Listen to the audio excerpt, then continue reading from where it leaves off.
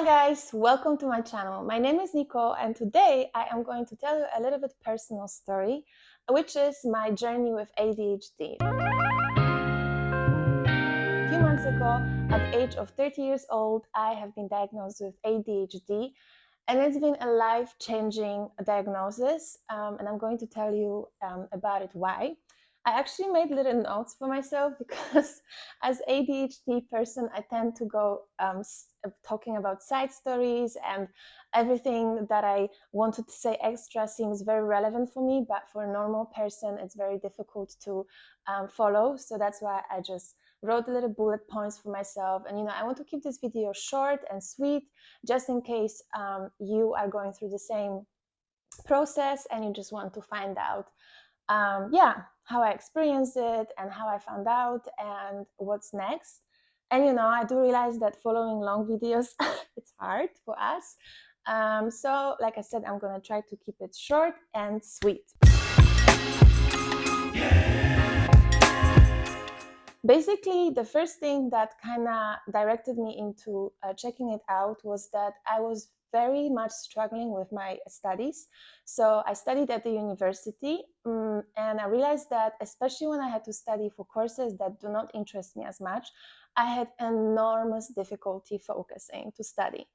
And like all my friends would be telling me like, yeah, just focus, meditate, but it would never work for me. So sometimes when I would go with my friends to the library to study, I noticed that they would really be able to focus and read the articles, when for me it would literally take me a couple hours to kind of calm down and get into it. But the problem is that I work in the evenings as a dance teacher, so a lot of times by the time when I would feel okay, now I'm ready and focused and I can actually I'm in a flow, I would have to go to teach classes. So then eventually I would always just have not enough time to study.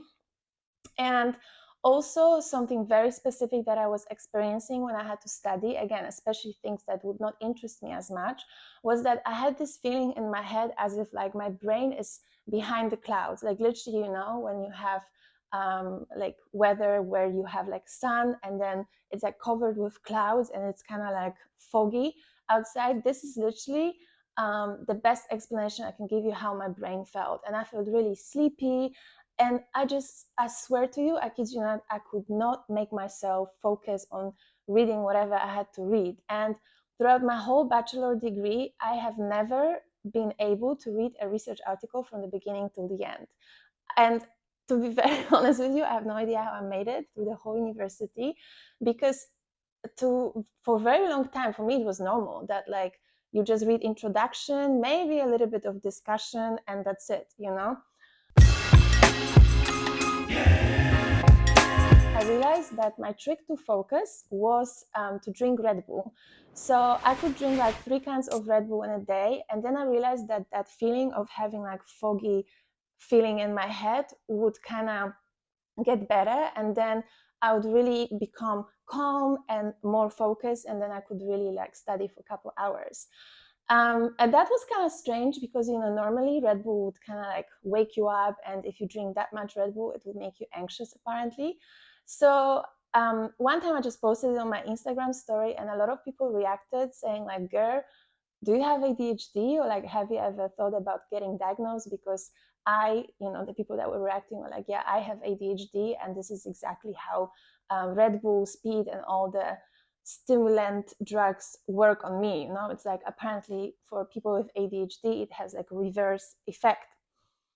And I was like, well, I mean, I don't know. I never thought about it, but then this thought got stuck in my head and I kind of did a little bit of reading about ADHD. Then, a lot of symptoms that I read about made sense, and like, not like 1, 2, or 3, but actually like most of the symptoms that I was reading about was something that I could very much relate to.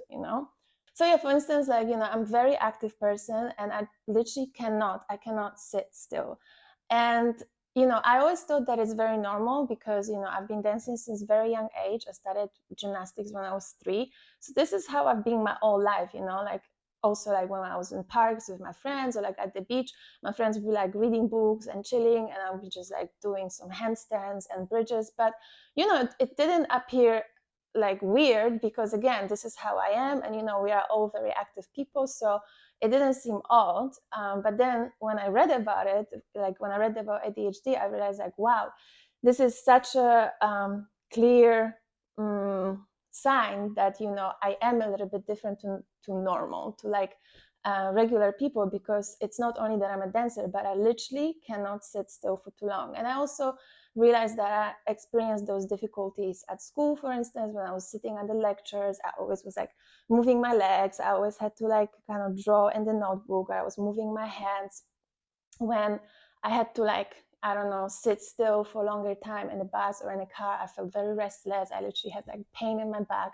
And I was like, wow, okay, that really, like, I take this box big time. And another one that really appealed to me big time was hyper focusing.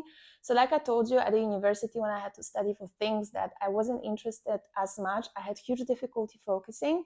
Whereas when I had to study, or like, when I would be like reading or researching topic that I was interested in, I could be busy with it for hours. And I mean it like for hours, without eating, without standing up, without peeing, literally like funnel vision. And yeah, apparently that's another symptom of ADHD. So, after I read those things, I was like, you know what? Let me double check my notes. Yeah, okay, I think I'm on track. So I was like, you know what? Let me just go to a psychologist and check it, because if I have it, then at least I can understand myself better. If I don't, then maybe she can give me, or she or he can give me some tips on how to deal with being like this. And one thing that I have to mention to you guys that was very important to me during my university times, especially when I was writing my bachelor thesis, at some point, because I struggled with focusing so much, I was really feeling like, you know what, maybe I'm just not suitable for the university, and it wasn't that like I felt really bad about it, because I do have faith in myself and I'm confident in myself as a valuable, worthy, smart person. But I was just ready to accept the fact that I'm just not university smart. Like, I'm not academic person. It's fine. And then a lot of my friends, when I was telling them this, would be like, no, Nicole, you are really smart. Like, look at your grades when you study, and like, everybody that loves me will be like, no, this is really not true. Don't think about it like this way. But I was like, I felt like they tell me this because obviously they love me and they wanted me to just not feel bad about myself. So yeah, I was just, like getting used to this though, like whatever, I'm just not an academic person. But to be honest, at the same time, at the back of my head, I was like, could it be because if I did study, I would always get super high grades. And a lot of times I would study way less than most of my classmates. Like, I would have way less time to like finish the assignment. And yet, if I could focus on it, I would always get, like the highest grades. So I was like, I don't know, and this is why I went to the psychologist.